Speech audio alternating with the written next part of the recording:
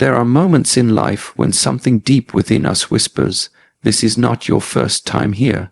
You look at the world with different eyes. You feel older than your age, wiser than your words, and calmer than the chaos around you.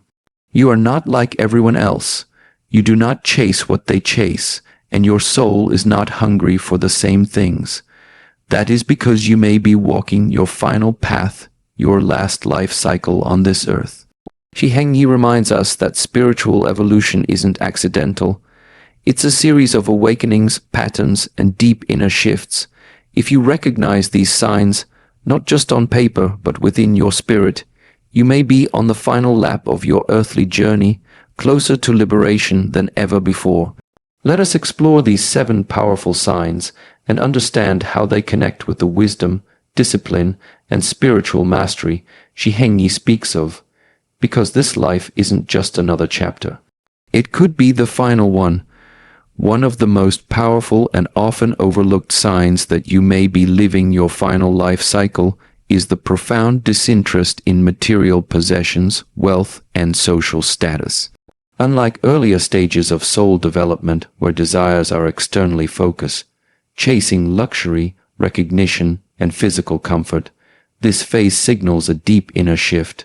You no longer see cars, designer clothes, gadgets, or even professional titles as goals.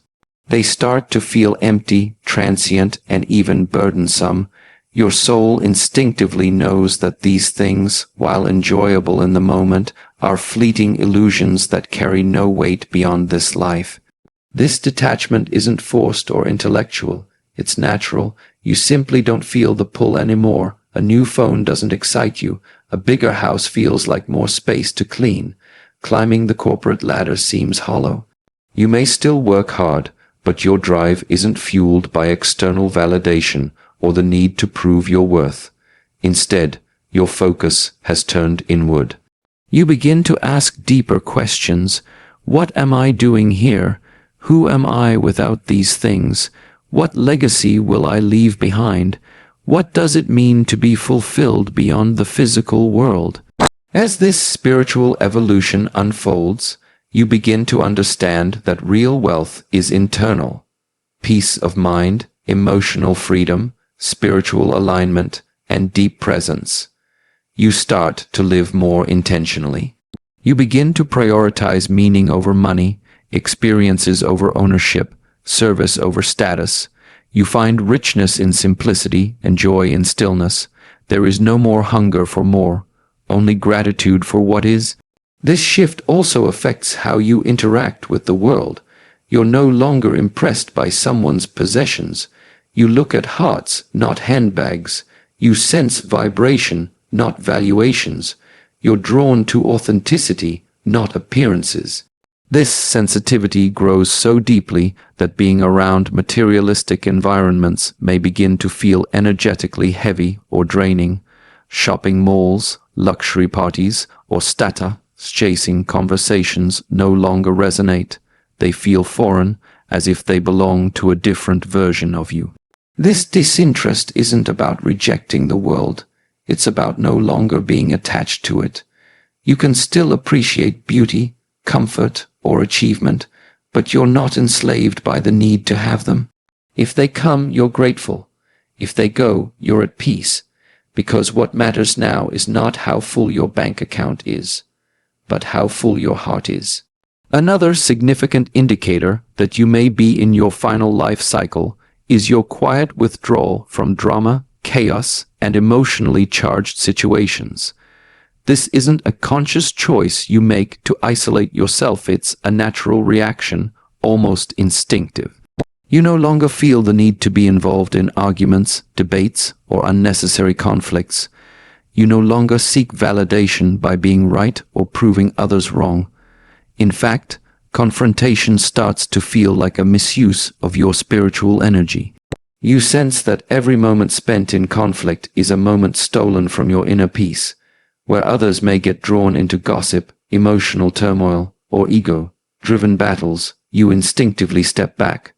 Not because you are weak or disinterested, but because your soul has matured. You understand that most of the drama people engage in is rooted in pain, insecurity, and unresolved trauma. You no longer take things personally. Instead of reacting, you observe. Instead of defending, you listen. You don't see people's words as attacks. You see their wounds behind those words. Your perspective shifts from "how dare they" to "I hope they heal." That is a sacred evolution. This detachment doesn't mean you don't care. It means you've stopped feeding into cycles that lower your vibration. You no longer need to win arguments to feel strong. You no longer need to dominate conversations to feel seen. You've outgrown the emotional roller coasters that used to pull you in. Now, peace has become your top priority, even if it means being misunderstood, underestimated, or walked away from. You realize that true strength lies in restraint, in choosing stillness when chaos calls your name. You also begin to set clearer boundaries, not with anger, but with grace. You don't engage in petty backhand, forths. You don't chase explanations or force others to understand your point. You simply retreat into your calm space, trusting that what is meant to stay will stay, and what no longer aligns will naturally fade away. This spiritual maturity allows you to carry yourself with a sense of quiet dignity. You no longer beg for clarity, attention, or fairness. You know that everything finds its balance in divine timing. Moreover, this shift affects your relationships. You attract more peace-filled souls and slowly distance yourself from those who thrive on conflict. You're not judging them. You simply can't hold space for that energy anymore. Your nervous system rejects it. Your soul craves harmony. You long for depth, honesty, and emotional safety in every interaction. Anything less feels like noise, unnecessary static that you've outgrown. In this stage, you don't just avoid external drama. You also detach from internal drama. Your mind becomes more still. The thoughts that once looped endlessly begin to lose their grip. You learn to observe your emotions without being consumed by them. You realize that peace isn't just found in silence. It's found in how you respond to life. One of the most powerful and mysterious signs that you are nearing the end of your soul's reincarnation journey is the undeniable presence of heightened intuition. An inner voice that is louder than reason, a sense that guides you without proof, a knowing that feels ancient and unexplainable. This is not a skill you consciously learn. It's something that awakens within you. It feels like your soul is remembering more than what your current life could possibly teach. You might not understand how you know something. You just know. This intuitive awareness appears in various forms. You walk into a room and immediately feel the energy, warm, tense, heavy, vibrant, before a single word is spoken. You meet someone new and can instantly sense whether they are honest, troubled, or spiritually aligned. You might be drawn to certain people for reasons that don't make logical sense, or pulled away from situations without understanding why, only to later realize that your instinct was protecting you from something you couldn't yet see. Your decisions begin to shift from logic-based to soul-based. You don't need to overanalyze or seek constant external advice. Instead, you close your eyes, breathe deeply, and feel the truth within you. That quiet voice, often drowned by noise in earlier life cycles, now becomes your compass. You begin to trust it more than the opinions of others. You start to live in alignment with your inner truth, even when the outer world doesn't understand. This intuitive power extends beyond the physical. You may start having dreams that feel more like memories than imagination. Symbols, numbers, and synchronicities show up in your life too frequently to be coincidence. You may even receive messages through nature, music, or moments of silence. These are not delusions, they are reminders that your soul is deeply connected to a higher source and that you've walked this earth many times before.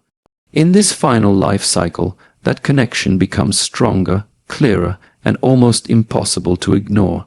There's also a profound shift in your relationship with time. The past, present, and future begin to feel like one fluid continuum. You might experience déjà vu often, or feel like certain moments have happened before. It's because your soul recognizes patterns from previous incarnations. Your choices, thoughts, and feelings are no longer guided by fear or social conditioning. They are led by a subtle but undeniable pull toward purpose and alignment. You stop needing to figure things out in the traditional sense. Instead, you allow things to unfold because you trust the energy more than the plan. People may even come to you for guidance without knowing why. They say things like, "You give such calm advice," or "I feel safe talking to you." It's not just wisdom. They are sensing your intuitive depth. You're able to feel what others feel, know what they struggle to express, and guide them gently without needing to fix them. That's the soul's natural wisdom speaking. You've lived enough lifetimes to develop not just empathy, but spiritual clarity. Intuition in this life cycle is not a special talent. It is a birthright finally unlocked. It becomes your sacred tool for navigating the chaos, your silent ally in making choices, and your direct line to the divine. You begin to realize that the greatest teacher is not outside you, but within, and the more you honor it, the more aligned, peaceful, and purposeful your life becomes. A striking indicator that your soul may be in its final life cycle is your deep, almost sacred connection with nature and silence. This connection isn't casual, it's transformative. You don't just enjoy nature, you feel one with it. The rustling of leaves, the sound of a flowing stream, the gentle breeze across your skin, these aren't just pleasant sensations, they feel like sacred conversations. You begin to see the divine in every tree, every cloud, every grain of soil. You're not looking at nature anymore, you're looking into it, and in doing so, you're seeing your true self reflected back. This connection arises from your soul's deep yearning to return to its original state, pure, balanced, and untouched by ego. Nature holds no pretense, no ambition, no comparison. A tree does not compete with another tree. A river does not question its path. A bird doesn't worry about tomorrow's storm. They just are, and this state of effortless existence becomes your aspiration. In a world driven by noise, ambition, and overstimulation, you begin to feel at home in stillness. You crave it not as an escape, but as a way to reconnect with what is real. Silence also becomes your most trusted companion. You no longer fear it, you welcome it, while others may seek constant stimulation. Music, conversations, digital noise, you begin to seek solitude. You sit quietly without needing to be entertained. In the quiet, you start hearing what the world drowns out, the subtle rhythm of your breath, the whisper of your thoughts, the quiet voice of your intuition, and the timeless pulse of the universe. You realize that silence is not empty, it is full of answers. In it, you begin to dissolve the ego, calm the mind, and awaken the soul. This bond with nature and silence isn't learned, it's remembered. It's as if your soul is drawing from lifetimes spent in temples, forests, caves, or sacred retreats. You begin to adopt rituals that align you with the natural world, waking with the sun, walking barefoot on the earth, observing the moon's cycles, meditating near water, or sitting under open skies. These aren't trends, they are echoes of a deeper calling. A calling to return to your truest essence. You also begin to notice how healing nature is, not just physically, but energetically. When you're overwhelmed, you instinctively turn to a quiet walk rather than a crowded room. When your mind is loud, a moment under the stars silences it.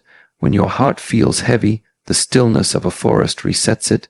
Nature becomes your sanctuary, your therapist, your teacher. It teaches you patience, surrender, resilience, and harmony, all without uttering a single word. Your connection with animals, plants, and the elements deepens as well. You begin to sense that all living beings carry a frequency, a spirit, a message. You don't see animals as separate. You feel their presence as kindred souls. Even the wind feels like a messenger, the ocean like a mirror, the fire like a purifier. You may even find that being in nature stirs deep emotions, tears, awe, or a feeling of homecoming. That's your soul remembering its true origin. In your final life cycle, the external world may feel increasingly artificial, noisy, and overwhelming.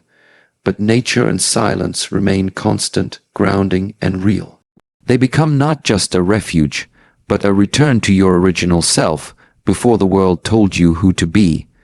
When you are nearing the end of your soul's reincarnation journey, one of the most unmistakable signs is the emergence of an unshakable sense of purpose.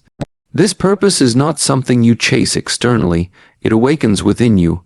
It's not about achieving fame, fortune, or even conventional success. It's deeper, more meaningful, more timeless. It is the kind of purpose that aligns your every step, your every breath, your every decision with something higher than yourself.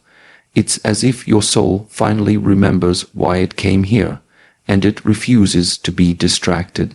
This sense of purpose is not always loud or grandiose.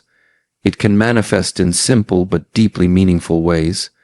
You may feel called to heal others, to teach, to create, to protect, to serve, or to awaken something within humanity. And it doesn't matter whether you're doing this work from a stage, through art, in a hospital, in nature, or even in quiet conversation. What matters is the intention behind it. You begin to feel that your life is no longer just about you. It's about what flows through you. You become a vessel for something divine. The clarity of this purpose gives you strength you didn't know you had. Even when life gets difficult, even when doors close, even when others don't understand your path, you keep going. Not out of stubbornness, but out of soul alignment. You can't not do what you're here to do. There's a magnetic pull guiding you toward your soul's work. And the more you listen to it, the more synchronistic your life becomes. Opportunities arise, people cross your path at the right time, resources appear, not because you're lucky, but because you're aligned. This purpose also brings a level of inner peace. You no longer feel the need to compete or compare. You don't need to mimic others or seek approval. You know who you are. You know why you're here. You operate from a quiet certainty, not ego, and you begin to detach from distractions, from trends, from empty pursuits. The need to impress fades away. The need to impact, however, grows stronger. You want your presence to mean something. You want your energy to elevate others. You want your time on this earth to be a contribution, not just an existence. What's even more powerful is that this sense of purpose doesn't come from pressure. It comes from love. It doesn't stress you. It anchors you. It gives your life structure without rigidity, focus without force. You wake up not dreading the day, but greeting it with a quiet readiness, asking, how can I serve today? How can I walk in truth? How can I make this moment count? These aren't just thoughts. They are sacred inner dialogues between your soul and the universe. And perhaps most beautifully, your purpose doesn't need to be understood by others. You stop explaining yourself. You stop asking for permission. You realize that purpose is deeply personal and often invisible to those who don't carry the same mission. But that doesn't shake you. If anything, it strengthens you, because when your soul is certain, outside noise becomes irrelevant. Your path may be unconventional, your timeline may be unique, but your heart knows you are exactly where you're meant to be, doing exactly what you were born to do. This kind of unwavering, soul-led purpose cannot be manufactured. It comes after lifetimes of confusion, detours, distractions, and lessons. It comes after walking away from what's easy and choosing what's meaningful. It arises when your soul is ready to complete its journey, not by escaping the world, but by fulfilling its deepest role within it. Another profound sign that you are living your final life cycle is the evolution of emotional mastery. the ability to experience the full range of human emotions without being controlled or consumed by them. This doesn't mean you stop feeling. In fact, you feel more than most, but your relationship with your emotions becomes entirely different. You don't run from sadness. You don't drown in anger. You don't get lost in anxiety. You witness them, you hold them, and most importantly, you understand them. In earlier life cycles, emotions often act like storms, unpredictable, overwhelming, and reactive. They arise quickly and pull you in, leading to impulsive words, destructive habits, or internal chaos. But now, something is different. When emotions rise, you pause, you breathe, you respond with awareness rather than reflex. This is the result of deep spiritual maturity, earned not in books or therapy alone, but in lifetimes of falling, breaking, learning, and rising again. You begin to realize that emotions are not enemies, they are messengers. Anger may be asking you to set boundaries, sadness may be urging you to let go. Anxiety might be showing you where you're out of alignment. You no longer label emotions as good or bad.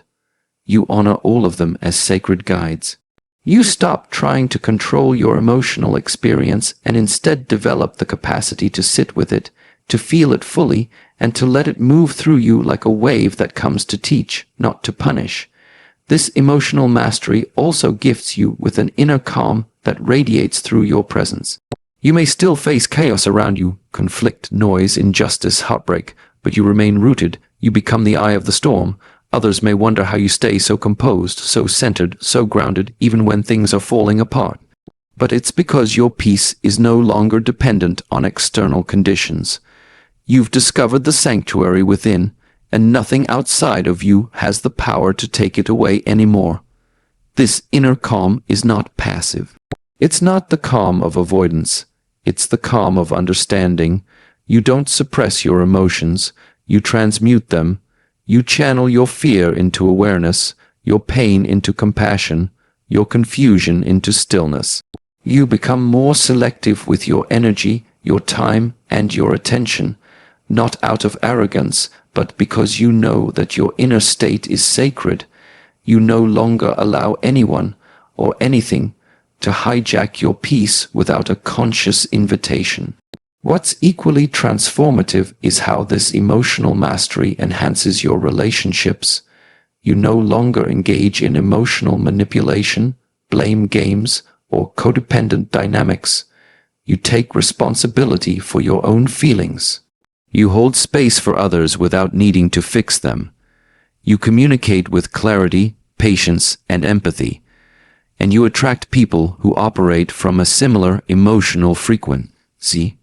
People who have also done the inner work, who value peace over drama, truth over comfort, and growth over ego.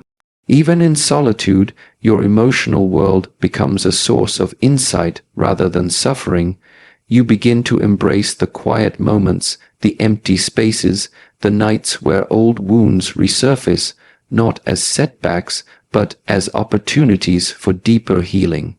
You've lived enough lives to know that emotional suppression leads to spiritual stagnation, and that true transformation only comes when you fully meet yourself, even in the shadows.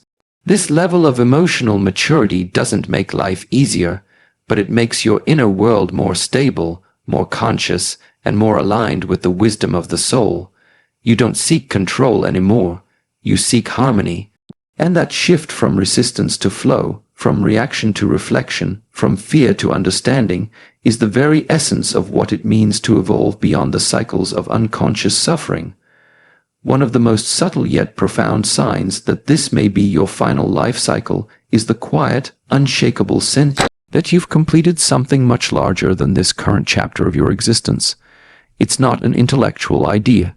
It's a soul, deep knowing. You may find it difficult to put into words, but inside you carry a gentle but persistent feeling that you've fulfilled a sacred contract. It's as though your soul is exhaling after lifetimes of seeking, learning, breaking, healing, evolving, and remembering. You don't feel the same restless drive that once compelled you to chase experiences, status, or validation. There is a softness in your presence, a calmness in your desires. It's not that you no longer have dreams or goals, but the urgency is gone, the desperation has faded. What remains is a willingness to simply be, to exist in truth, to honor each moment without needing to conquer or control it.